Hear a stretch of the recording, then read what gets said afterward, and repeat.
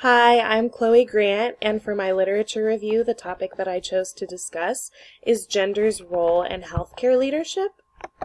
So the reason that I chose this topic is because gender has a big impact on how we portray ourselves in society, and specifically, it has a large impact on the career choices that we make. So gender has been an influence in the career field and still currently is. Gender stereotypes and bias have led to certain fields being male or female dominated. So healthcare is one field that is typically female dominated, while engineering is a field that's typically male dominated. Despite females making up a majority of the field, males still tend to maintain a majority of the leadership roles present in healthcare. This was something that I found to be really interesting, and this is the main reason that I picked this topic, is because I wanted to see the reasoning behind this.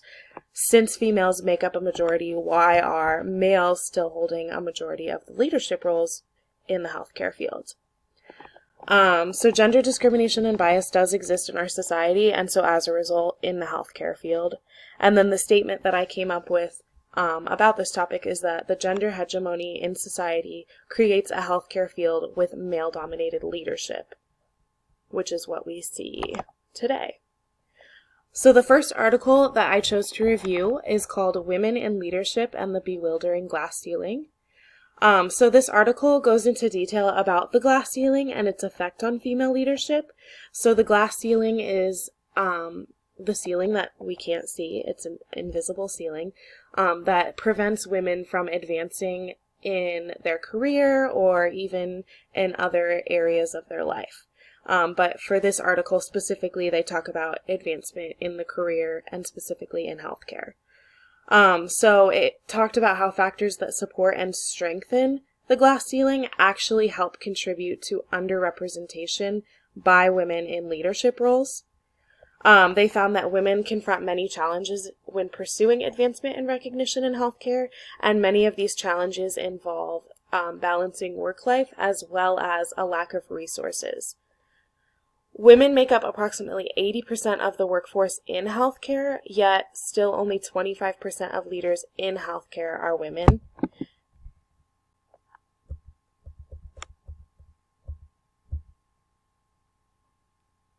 And only 18% of hospital CEOs are female.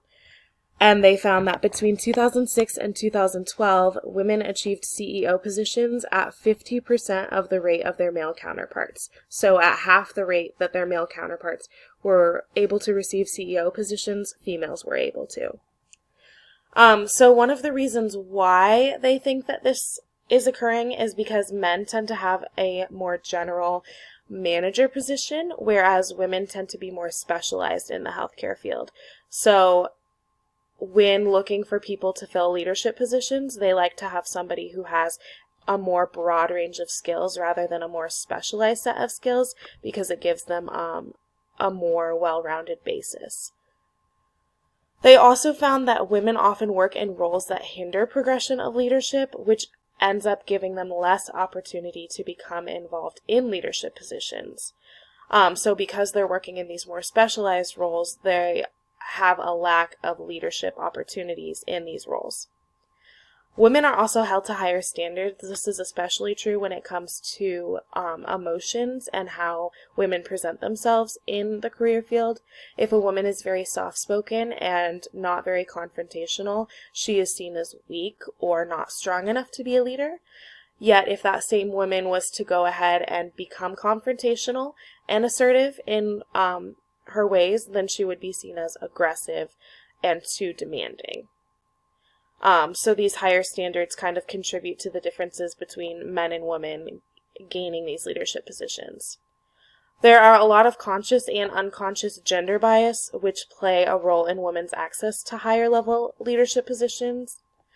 The work-life balance expectation of women is a very big contributing factor to the lack of women in leadership. This is because when women have a full-time career and are very focused on their career, if they still have a family, most of the time the woman is still the primary caregiver for that family. So even if they're working full-time, they still have to come home and work full-time as a caregiver. So they have double the amount of work for one job. So the article talks about ways to promote women's leadership. And so basically, in order to promote women's leadership, it needs to be implemented and developed on multiple levels. This means on the individual level, on the institution and employer level, on the professional level, and also on the societal level. So in order for change to really happen, it can't just happen on one level, it needs to happen on all of these levels. So the strengths of this first article, the research was very prevalent and up to date, and it also shows the relevance of gender bias in healthcare, specifically in leadership positions. It uses a lot of examples and statistics from multiple career fields, however, which shows the societal bias and how this contributes to the career bias. The weaknesses for this article, it is written by all female authors, and so because of this, they may have more of a bias on the topic, as opposed to an article that was written by male and female or male. So the second article that I reviewed was called Starting the Discussion About Equality and Equity in Leadership. So this article talks about the biases surrounding leadership attributes and promotion are challenges women must face in advancing their careers.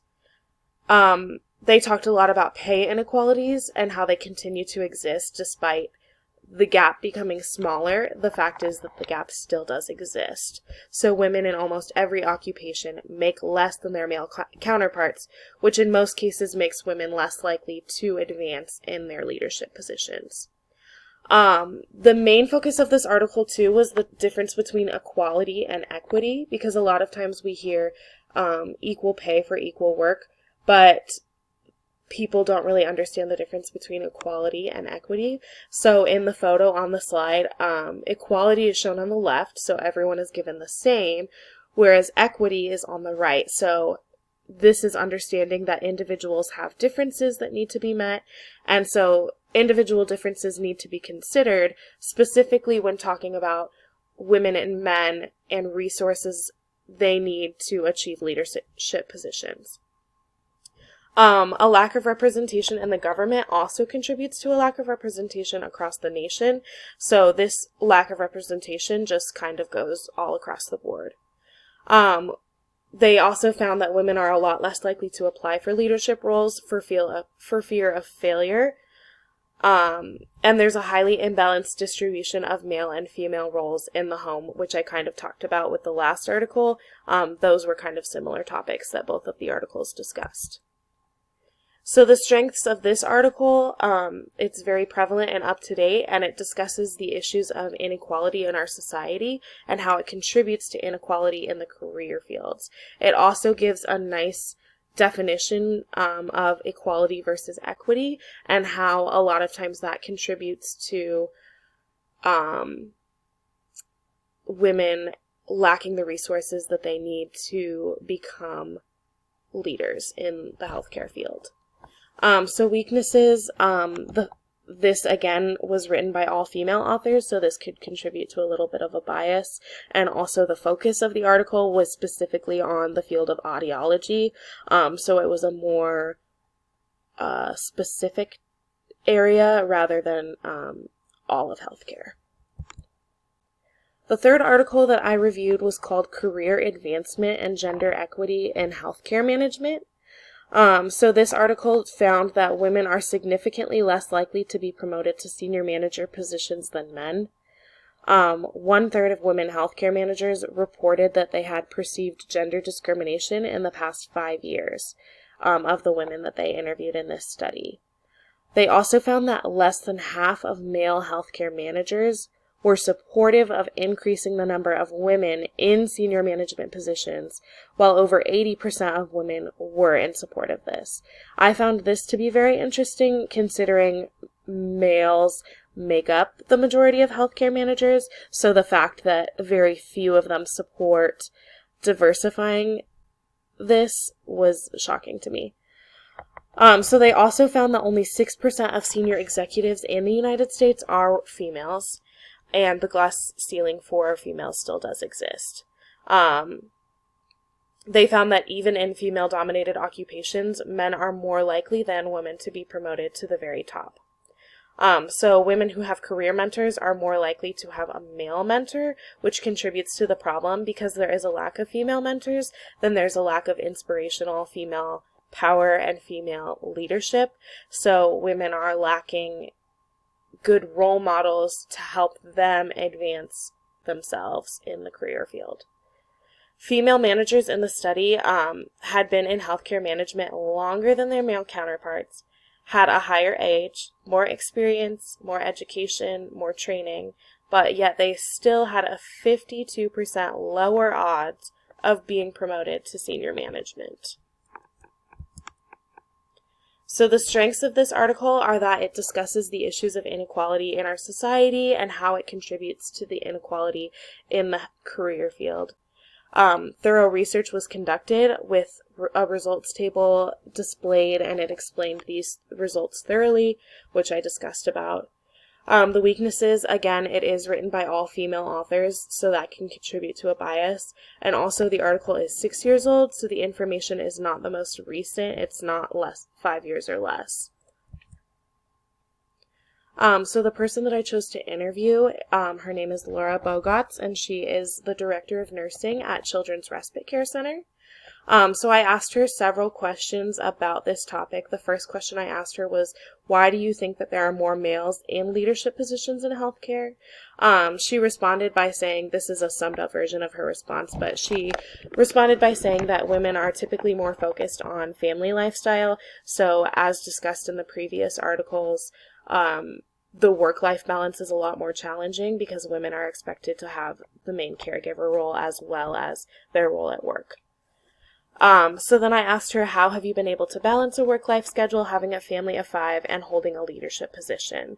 And she responded by saying that by having female colleagues, the environment is very understanding of family life and what that requires. So primarily at Children's Respite Care Center, we are majority female, and so she said that that contributes a lot to like a very understanding environment, since a lot of the workers there also have family, and so they understand like the work-life balance. So then I asked, do you feel that you are treated differently by colleagues as a female in a leadership position? And she responded by saying, no, working with primarily females allows for me to feel comfortable and heard in the workplace. A big contributor to this is the fact that Children's Respite Care Center has a female COO and CEO. So it really is a female-dominated workplace.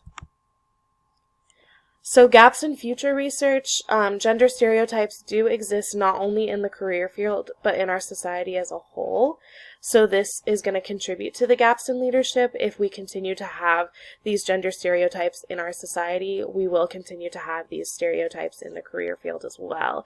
It's not until we end these stereotypes on all levels that these stereotypes will cease to exist. The pay gap also contributes a lot to this topic. So in order to do future research, we need to challenge gender stereotypes and bias on an individual, institutional, and societal level. We also need to broaden diversity in government positions as well as positions of power in career fields. And then dividing the home life roles of men and women equally will also contribute greatly to allowing this to end. And then listed below are my resources from my articles. So thank you so much for watching.